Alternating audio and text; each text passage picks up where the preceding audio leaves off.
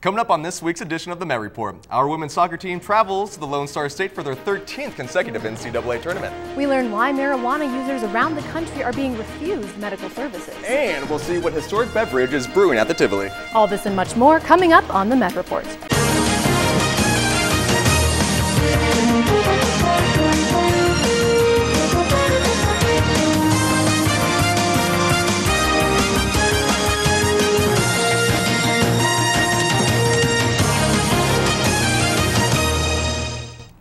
Welcome to this week's edition of the Met Report. I'm Erica Lloyd. And I'm Michael Ronnebaum. MSU Denver has once again sponsored Denver's Project Homeless Connect. The half-day event connected homeless individuals and families to free services such as job placement, medical exams, massages, haircuts, free clothing, and free food. The majority of the event's volunteers were from MSU Denver. Not only did volunteers help individuals access the services offered, but they were also given the chance to connect with their homeless partners one-on-one. Since 2005, the event has provided help to over 17,000 individuals and continues to be held at the Colorado Convention Center each year. Today marks the beginning of fall break for many students, and what better way to celebrate than to go see a live show? MSU Denver's theater department proudly presents the thought-provoking play Arcadia. This contemporary show explores the mysterious and scandalous lives of British scholars past and present. This is the last weekend to see it, so get your tickets now from the King Center box office. The Auraria Campus Library has an estimated 25,000 visitors per week, and in order to meet the unique needs of the Auraria community, the library is undergoing renovations. Here's Sarah Pease with the changes we'll see this upcoming year. Beginning back in 2012, we saw the introduction of the popular Confluence Cafe and an assortment of new furniture around the library. As we enter the new year, we can begin to expect the final phases of Auraria Campus's library renovations to come to light. We have seen many new changes take place throughout the year. Thanks to donations and the awarding of $17.8 million, the campus library has transformed to accommodate the needs of the community. But what do we have to look forward to this upcoming year? The overall renovation of the Auraria Campus Library is a two-phase process. The initial phase started with the main areas on first floor, focusing mainly on the uses of collaborative uses as well as informational uses. Expanding that into phase two will include the second floor and renovation of the quiet space on the second floor to give you ample study space on that level as well. The innovating new phase, which is planned to begin early 2015, also promises new entrance renovations, additional group study spaces, exterior window replacements, new shelving, new computers, and much more. For more information on the phases currently taking place, future plans, and newly implemented rules during the library renovation, please visit libnews.auraria.edu/renovations. For the Met Report, Sarah Pease. Eating healthy on campus while on a budget can be difficult. Met Report's John Madden caught up with two nutrition students to get some healthy advice. So what's on the menu at Auraria Campus? A lot of the food options contain ingredients that make nutritionists cringe, such as nitrates, growth hormones, overloads of saturated fat, and high doses of artificial sweeteners, among other unhealthy things. But nutrition majors Lindsay Oliver and Anita Leslie and the Better Way for Life program is here to help people eat healthier on campus. The Better Way for Life program originated as a one-on-one counseling sort of thing, and now we just want to get out nutrition information and tips for all students. The Eat Healthier on Campus meetings take place the first Wednesday of every month at the library in front of the Discovery Wall. And then also anybody on campus who needs some help with their weight management, we offer that service. One Big Mac from McDonald's has over 45% of your daily intake of fat, 40% of your daily intake for sodium, and the special sauce, well, that has over 20 ingredients in it. So what are some tips to think of to help you eat better on campus and avoid unhealthy food items? Opt for things like water and unsweetened tea instead of Coke and sugary juices. I'd like to see more people try alfresco greens at salad bar. I think it's economical. You can get a small, you can pack it as full as you want. It's like $3.99 plus tax. We also want to talk about the nutrition labels and how to read those and how to take that information and use it to make healthier choices. For the Met Report, John Madden. One of Colorado's first historic beer companies is making a return to the Auraria campus. Jocelyn Avendaño tells us what's on tap. History is making its way back to Colorado. The Tivoli Student Union is no stranger to change. Once one of the nation's largest brewery companies in the early 1900s, this historic landmark went from being a shopping mall to what it is now, a student union that houses Auraria Campus's 3 institutions. And after 100 years, the Tivoli will go back to being a brewery again with the return of the Tivoli beer. The reopening of Tivoli Brewery, both a tap room and a brewery, and a distribution company. We'll be working directly with the entire Auraria campus, including all 3 organizations here, schools, to actually produce a full beer industry education program. This new project, in association with the Department of Hospitality and Tourism, will give the option to students to choose between 2 new majors. So a prospective student at Metro State, if they wanted a bachelor's degree related in brewing, they have 2 options. The first option is a Bachelor's of Science in Brewing Industry Operations. So that's a foundation of chemistry and business courses related to brewing, but also includes all the sales and marketing and product development. Although the tap house and the brewery is set to open until the end of spring 2015, classes are already available for students to take. For the Met Report, I'm Jocelyn Avendaño. Well, that is exciting news for the Tivoli. Are you going to grab a beer anytime soon? I think after finals next semester, a nice cold beer is exactly what the doctor ordered. Well, speaking of cold, we survived the deep freeze last week. Yes, we did. And here's Josh Cozart giving us the latest on what Old Man Winter's up to. Yeah, Old Man Winter, he's going to be taking a back seat this week, and thank goodness, because last week we had highs in the single digits, freezing temperatures. Not the story for today, though. We currently sit at 51 degrees here on the Auraria campus with plenty of sunshine out there. Our expected high today at 52 degrees, our low at 27. And we got winds out of the west-northwest at 5 miles per hour, so just a light breeze for you this afternoon. Now we're going to take a look at what our hour by hour looks like. At the 2 o'clock period, we're going to be at 51 degrees, and that's going to continue to the 3 o'clock period. And as the sun starts to go down, so do the temperatures. And we wrap up our evening at 6 o'clock at 42 degrees. Now what should we be for this time of year usually? Our high is 49 for today on average, our low at 22. And for the month of November, we should usually be about 7.7 inches. We've already seen about 1 inch to 2 inches of snow already, so we could possibly make that 7.7 inch mark by the end of the month. Now tomorrow, not going to be the day that we break any records by any means.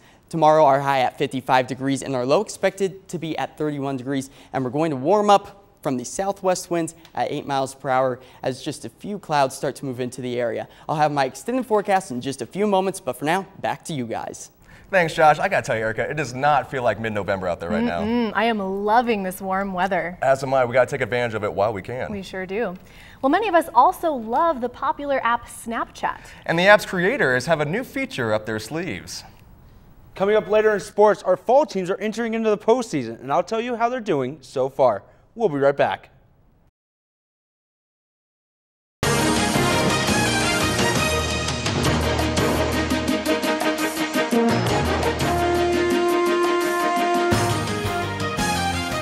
Welcome back. Pope Francis is visiting the U.S. for the first time in September 2015. He is registered to attend an international meeting in Philadelphia on the topic of family. Pope Francis has already traveled to the Middle East, Albania, South Korea, and Brazil in his 20-month papacy, and his visit to the United States comes at a pivotal moment for the Roman Catholic Church. The trip may also include a stop in New York, but for now, only the visit to Philadelphia is confirmed.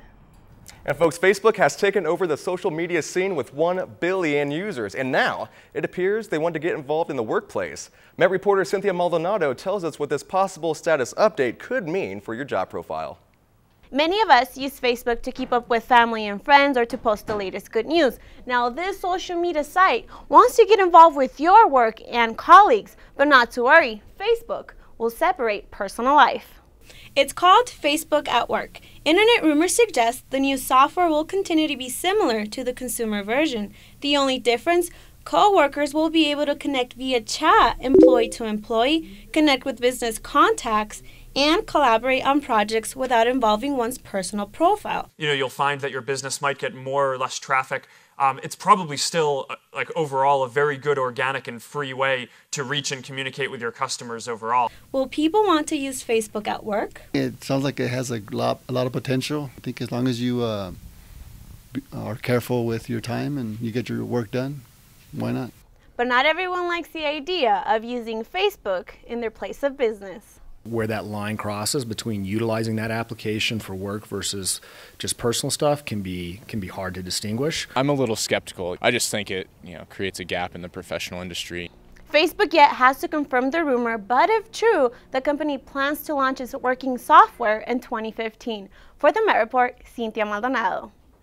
Do you know your rights when it comes to medical marijuana? Patients around the country are learning that their marijuana use may lead to medical provider complications. Tomas Lopez has the latest on this story.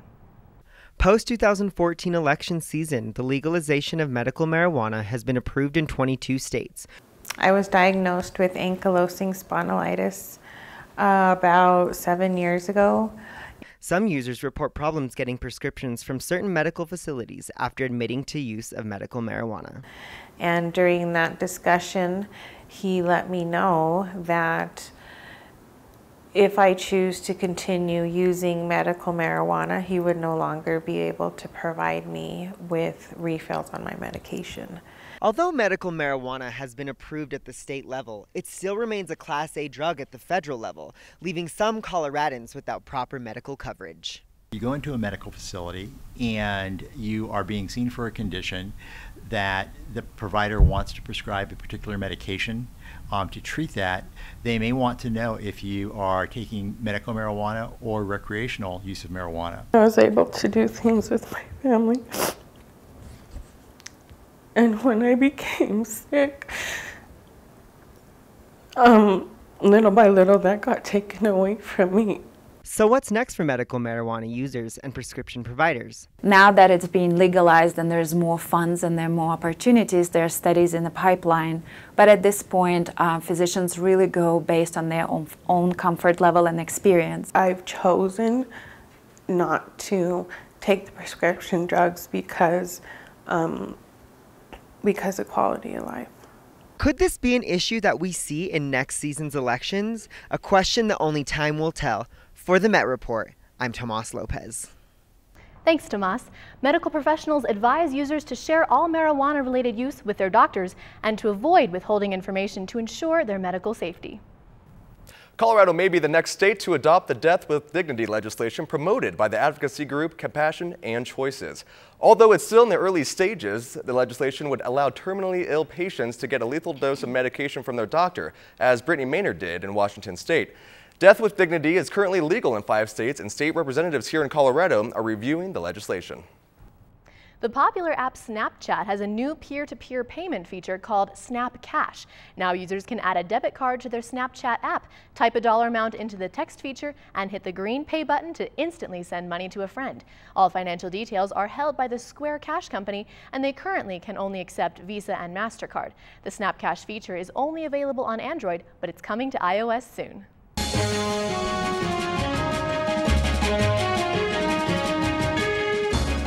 Now joining us for weather is Josh Cozart. Thanks, Michael. Not going to feel like Christmas this weekend, and good news. Temperature's going to be really warm. Denver's going to be at 56, DIA at 54, and Boulder at 52. If you're headed down to the Springs for your vacation, you're going to see 55 degrees. And out in Lamar, they're going to top off at 60 with plenty of sunshine. As far as the mountains go, great time to go skiing. You're going to experience some really nice warm temperatures. Places like Gunnison, 35 degrees, and just all across the Front Range, we're going to see temperatures in the mid-30s to 40s. So beautiful weather. Sunday, we're going to have a little bit of a change. Temperatures are going to drop just slightly. Denver's going to be at 41, DIA at 40, Boulder at 37, and down the Springs at 42. Lamar, they're going to be 51 degrees with some clouds starting to roll into the area. And look at Gunnison, 25 degrees, low 7 degrees. They're going to see a chance for some isolated snow showers. Really, all of the higher peaks are going to have a chance for some significant snow amounts. Great for the skiers, going to really make things very pleasant up there. Let's take a look at what's actually causing all this for our weekend. We got this nice high pressure system, very strong over Colorado for Saturday. That's what's going to bring our temperatures up and make things very nice for us. We're going to see plenty of sunshine.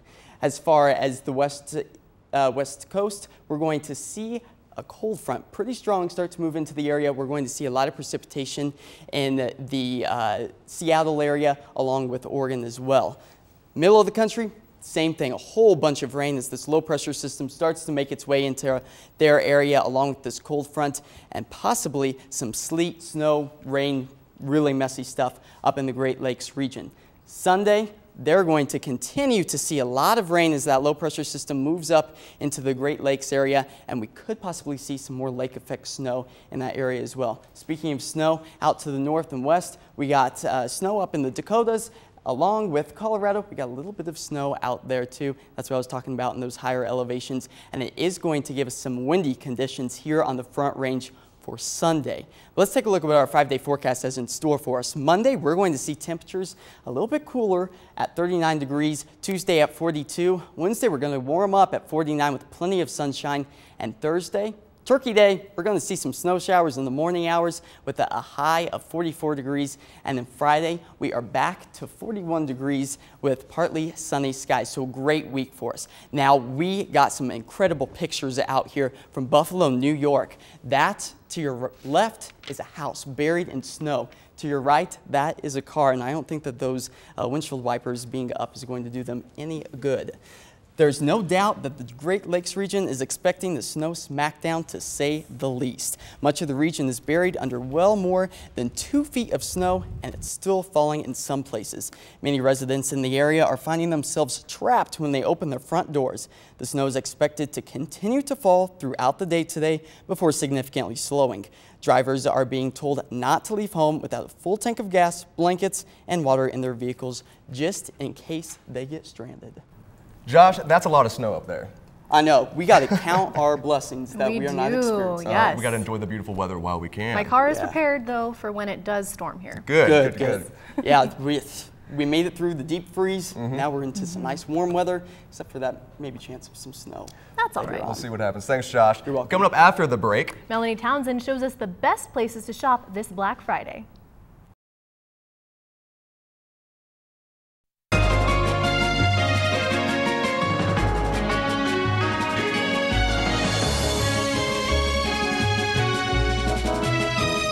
Now joining us for eNet is Melanie Townsend. I see you went to a fashion show without me, Mel. Sorry, Erica, but I'm sure you understand that fashion just never sleeps, especially not in this town.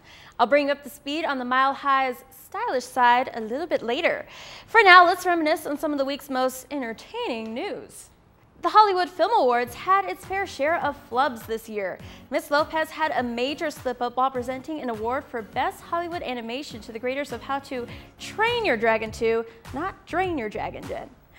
Then Johnny Depp's bizarre and inebriated speech for Shep Gordon left people wondering, why's all the rum gone? Had enough of Kim K's bootay? Watch out, Disney lovers, because you're going to enjoy this. A meme of Ursula posed in the same candid manner as Kim is perhaps even more funny and outrageous than the original. In movie news, box office charts from the weekend reveal that Dumb and Dumber 2, starring Jim Carrey and Jeff Daniels, made it to #1 with Interstellar and Big Hero 6 close behind. And finally, a cute video posted by this woman's husband shows her getting down to some old school salt and pepper rhymes. And surprisingly, she's pretty good. You got nothing to do, then worry about my friends. Check it. All right, get it, girl.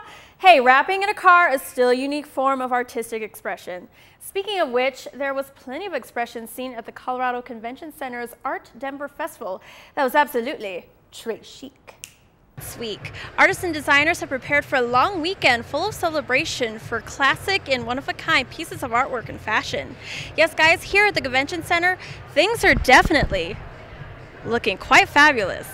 Local designers open up about their collections and how Denver may become the hottest new fashion capital in the nation. Fashion community is very supportive of one another.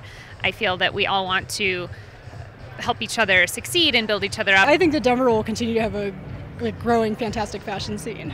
Art Denver is topped off with the anticipated fashion show. Designers such as Justin LeBlanc, Jeffrey Mack, Mondo Guerra, and Michael Costello slay the scene with their new items of chicness.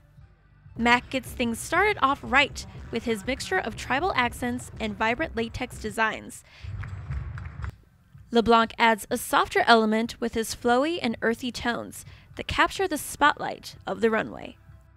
Guerra makes things pop with his use of hot pink wigs and mod style that take you back to the 60s era.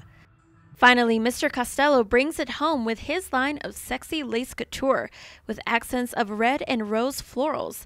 The applause from the crowd makes this the line of the night.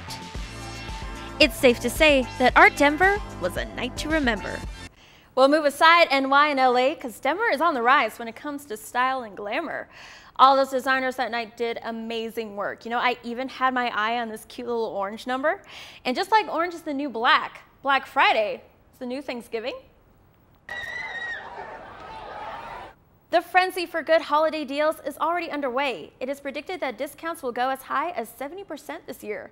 The 3 largest Black Friday hotspots, Walmart, Target, and Best Buy, have leaked their special deals on items like Apple products, game consoles, and HDTVs, along with earlier shopping hours on Turkey Day. Retail megastores such as Macy's and JCPenney will open their doors at 8 p.m., and Walmart has revealed its doorbusters will start at 6. But more stores are committed to staying closed this Thanksgiving. This year, Barnes & Noble, Costco, and Marshalls are among the many that have opted out of early Black Friday hours to let their employees enjoy the holiday. These stores may be closed for Turkey Day, but stores like Costco and Barnes & Noble plan to extend their Black Friday hours for eager shoppers looking to spend some of that green. Shopping can be the perfect pastime, especially if you want to get out of that Colorado cold that we've been having. You know what's even better is when you can actually sit down and enjoy a warm popcorn inside of a dark movie theater while checking out these must-sees. Oh my gosh, did you see that? You gotta check it out. I want to see that. That's so cool. I can't wait. We have to go and check that out. Let's see. As the atrocities of World War II rages on by the Nazis, a team of English scientists are on the move to bring them down. Benedict Cumberbatch gives a superb performance in his new action drama called The Imitation Game. He plays the role of Alan Turing, a brilliant British mathematician and cryptologist who invents a system that could solve the Enigma code held by Nazi Germany. Critics say this clever and calculated movie may be another box office hit. If the odds are ever in your favor, you'd go and watch this much anticipated film tonight. The third installment of the Hunger Games saga picks back up with Katniss as the poster child for rebellion against totalitarian rule in District 13 and tries to save Peeta from ultimate manipulation by the evil President Snow. Can they succeed or will they die trying? Let the games begin and see The Mockingjay Part 1 in a theater near you.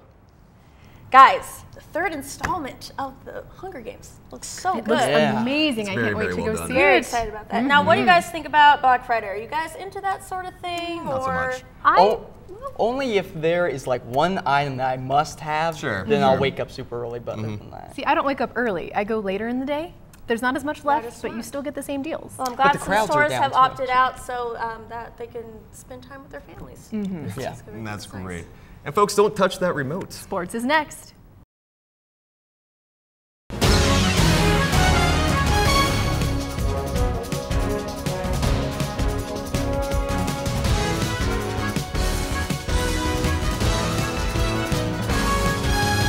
Now joining us for sports is Myles Potter. We start with volleyball. After beating the Cougars of Colorado Christian last Tuesday night, 3-1, number 22 Metro State would travel to Grand Junction to continue their RMAC tournament. They would face off against the number 4 team in the nation, Colorado School of Mines. And this would be the night of the Roadrunners. Lauren Quijano and Kylie Hahn would lead the team with 18 kills. But the story of this game was the Metro's great defense. Savannah Garcia led the way with 31 digs. Metro would hold the Diggers to a .160 hitting percentage. Roadrunners would advance to the RMAC championship game for the second straight year. The test, however, didn't get any easier the next night as they would face off against number 4 in the nation, Carlos Mesa. Roadrunners lose in 3 straight sets to drop the RMAC title. But with their great performance, the Roadrunners got selected to their 15th consecutive NCAA tournament appearance. And that game is playing right now, and currently Metro is down 2-0. Now to women's soccer. Just after missing out on the RMAC championship, losing to Colorado Mines again in penalty shots, the Roadrunners drew the number 3 seed in the NCAA tournament, making it 13 consecutive seasons they have been selected.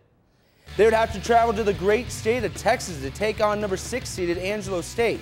Should have been a cakewalk, right? Well, things didn't get started on the right foot as the Rambows would get this corner kick in the 12th minute. Brianna Flores makes the initial stop, but Tiffany Dung is right there to clean it up as Flores couldn't do anything. MSU, however, would get their chances. Jordan Post gets robbed, not by the goalkeeper, but by the crossbar. Second half now, Naomi Polanco running down the seam, whoop, right past the defender. Gets the ball to Mackenzie Rybar, who has a wide open net, but just hits it. Rambos would add another one in garbage time, going to upset Metro 2-0. It was a heartbreaking loss for the Roadrunners and its 8 seniors. They would finish the season with a mark of 14-2-5 and 10-0-4 in the RMAC. But look for Coach Pease and her 7 returning seniors to be in top form come this spring. Now that fall sports are in the postseason, that means one thing: it's basketball season. And before the men's season tipped off, I had a chance to catch up with the team and talk about the upcoming season. Porter will inbound it here for the Roadrunner season. Porter gets it all the way out to McCarron. McCarron, turnaround jumper, no good. Coming up short 2 years in a row hurts, but the one thing this team has is the experience to make another deep run with 9 returners from last year's team. Experience is a big thing. We have a lot of guys that have been there over the past 2-3 years, and I think all the practice we've been doing and all the game situations from last year are really going to play a big factor in how we go this year. One player that's not going to be around this year is Brandon Jefferson. As a 4-year starter, BJ was the heart and soul of this Metro State team. BJ was great from an experience point of view as well. He'd played with a bunch of guys, and he knew what we had to do here. He knew what was required to win, and so that's kind of our job as seniors. With a talented recruiting class with likes of Bunama Keita and Delonte Dunklin, shows us that Coach Clark is all in once again. Just consistency. You know, they have to understand what the expectations are when they come to practice every day. Being the class of the RMAC the last few years, the target continues to grow. Despite the tough competition, Coach Clark is focused on his team. Well, you know, it's about Metro State. You don't get wrapped up into the Springs and the other teams in the league because we can't control what they're doing. What we can control is how we work every single day. 1, 2, 3, right. And that preparation paid off as the Roadrunners tipped off the season last Friday against Rogers State, beating them 73-68. Nicholas Kay would lead the way with 28 points. The next night, number 3 Metro State would be back in action against the Lions of Arkansas Fort Smith. Mitch McCarron gets things started with this shot from behind the arc. Then, the hero from last night's game, Kay, hits this one from downtown. McCarron, working hard, gets the ball. Can you say spinorama?